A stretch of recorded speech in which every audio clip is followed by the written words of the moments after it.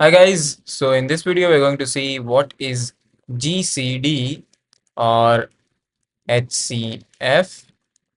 So first I'll explain you what is GCD, then we'll see Euclid's algorithm, Euclid's algorithm for calculating the GCD, and then we'll write a code to find the GCD of two numbers A and B.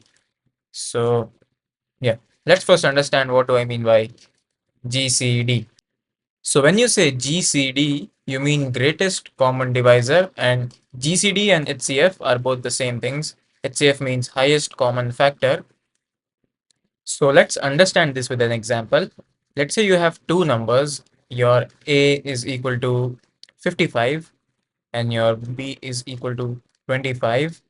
Then you can say 55 is equal to 5 times 11 and your 25 is equal to 5 times 5.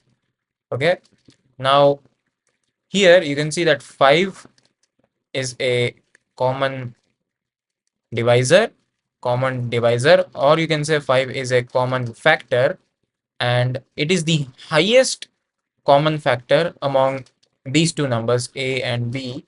So we can say GCD of 55 and 25 is equal to 5.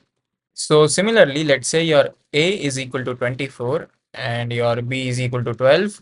Then you can say your 24 is equal to 3 into 2, which is 3 to the 6. 6 4s are 24, which means 2 into 2. Then you have 3 into 2 into 2. So here you can see this whole part, this whole part is common in both the numbers. So this translates to 12 times 2, and this itself is 12. So in this case, you can say that the GCD of 24 and 12 is equal to 12. Now, what if we have negative integers? So let's say if we had minus 55 here, then this could be either written as minus 5 times 11, or this could be either written as 5 times minus 11. So since we want the highest common factor or the greatest common divisor, then we would pick this one, this representation, and still the GCD would be equal to 5. So no matter what the sign of the integers are, let's say if you have two integers A and B, then we can say that GCD of A and B is equal to GCD of minus A and B, which would be same as GCD of A and minus B, and which will also be same as GCD of minus A and minus B. So the sign of the integer actually doesn't matter if you're calculating the GCD. So this is an important thing to keep in mind while solving problems related to GCD. Now let's see the Euclid's algorithm of calculating the GCD for two numbers A and B. So for example, let's say you have two integers A and integer B, and your A is greater than B, then you can represent your A as B times Q0 plus R0. Now here Q0 is the quotient and R0 is the remainder when you divide A and B. Okay, so when you divide B with A, then you would get a quotient Q0 and a remainder R0. Now in the next step, what you would do is you would take your B here and your R0 here, and you would write something like this. So in the next step, you would find the quotient and remainder when you divide B and R0. So again, you would repeat the same steps. In the next step, you would say R0 is equal to R1 times Q2 plus R2, and you would repeat the steps. You would repeat these steps until the remainder here in this place would be equal to 0. Once your remainder in this place is equal to 0, then you can say that the GCD of A and B is the remainder from the previous step. Okay, is the remainder from the previous step. Now let's say our Ri in this place was equal to 0. Then if you keep continuing this process and your Ri comes to be 0, then your Ri minus 1 is said to be your GCD for A and B. Now this would be looking confusing at this point. So let's understand this with an example to make it a little bit more clear. Okay, so let's say your A is equal to 130 and your B is equal to 78. Okay, so you can say your 130, which is A, is equal to 78 times 1 plus 52, where 78 is B, 1 is the Q naught that we saw earlier. This Q naught is 1 in this case, and this 52 is R0. Okay, so in the next step, we would say 78 equals to 52 times 1. Again, this 1 is Q1 plus 26. Okay, and this 26 is R1. 26 is R1, and your 1 is Q1 in this case. Now, again, what would happen is you would say your 52 is equal to 26 times 2 plus 0. Now, here this 2 is Q2 and 0 is R2. And since now your R2 is 0, then 26 here is the GCD. This is the GCD of 130 and 78. 130 and 78. Now, if you carefully observe here, this 52 is the remainder when you divide 130 and 78.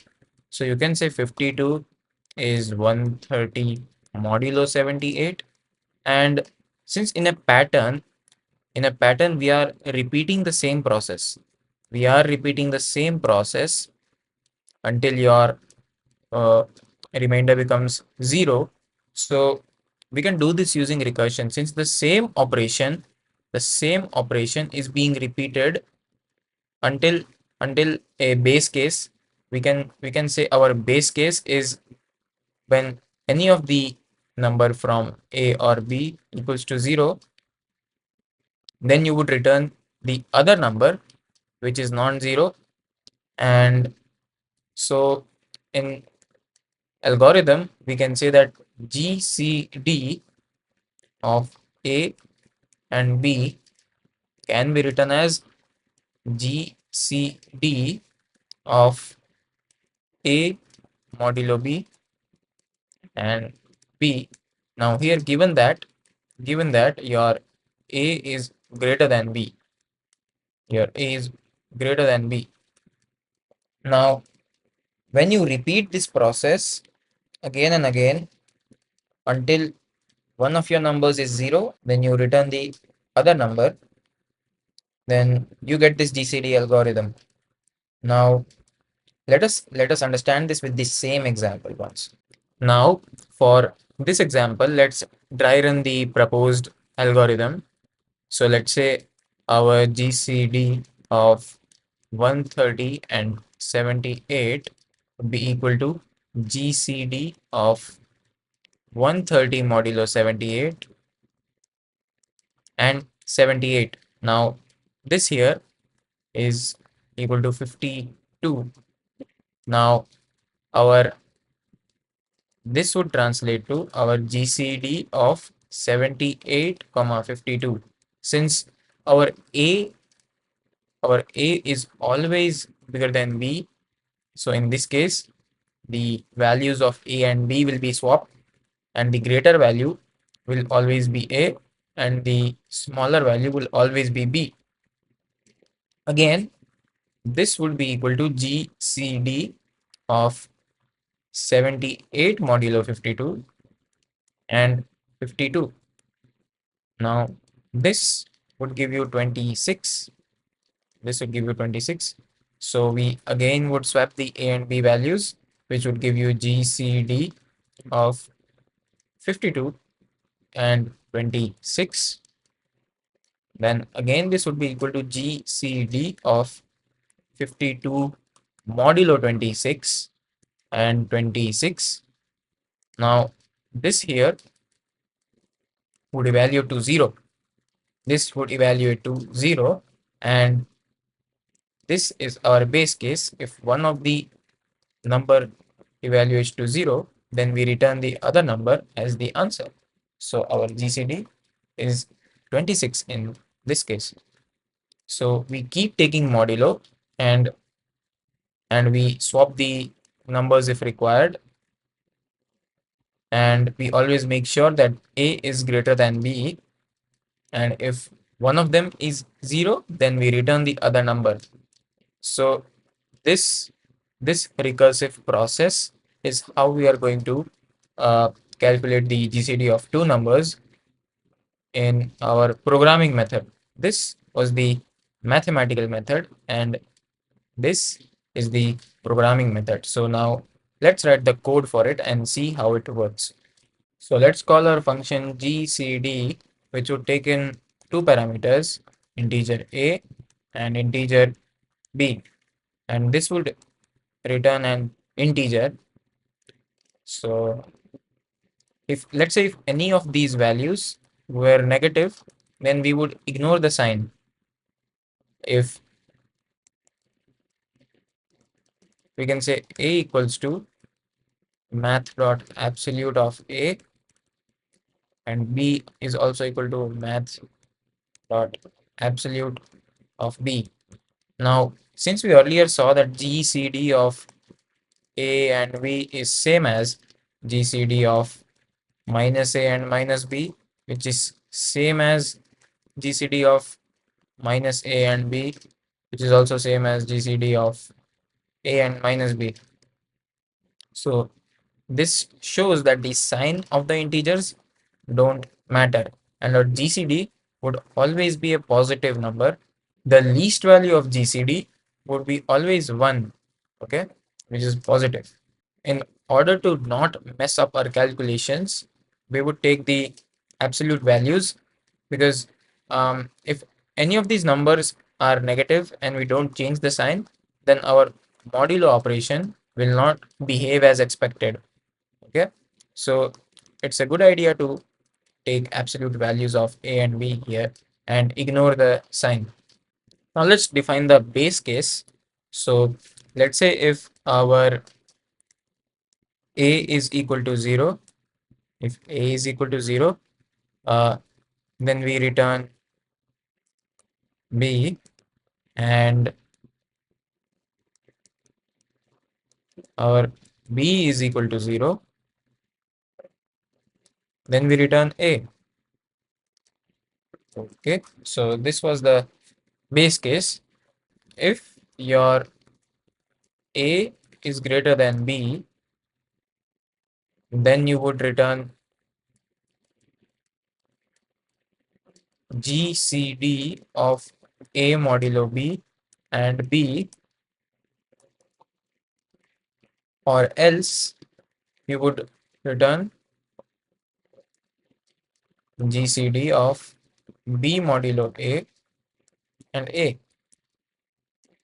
Okay, so this was our GCD function.